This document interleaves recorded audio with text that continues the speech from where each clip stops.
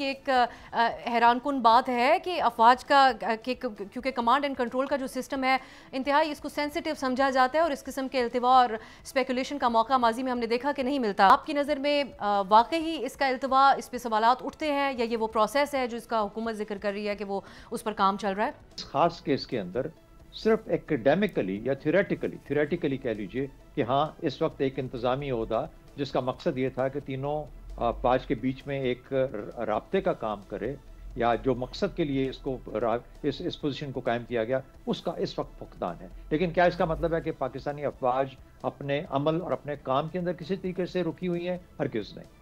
یعنی جب chairman joint chiefs کا ہم کہتے تھے کہ اتنا فعال ادارہ نہیں تھا، باوجود اس کے کہ موجود تھا لیکن اس طریقے سے فعال کردار ادا نہیں کر پا رہا تھا، تو کیا یہ سروسز جو تھیں تینوں مل کے اپنے معاملات نہیں کرتی تھیں؟ بالکل کرتی تھیں. تو ان کو ضرورت کا پتہ ہے، ضرورت کا اندازہ ہے، اپنے ان کے نظام کے اندر یہ مربوط ہیں چیزیں کہ کس طریقے سے ایک دوسرے سے مل کے ہم نے معاملات کو کرنا ہے. آپریشنل ریکوائرمنٹس ہوتی ہیں اور ان ریکوائرمنٹس کو پورا کیا جاتا ہے. سبسکرائب کریں اور بیل دبائیں تاکہ کوئی خبر رہ نہ جائے.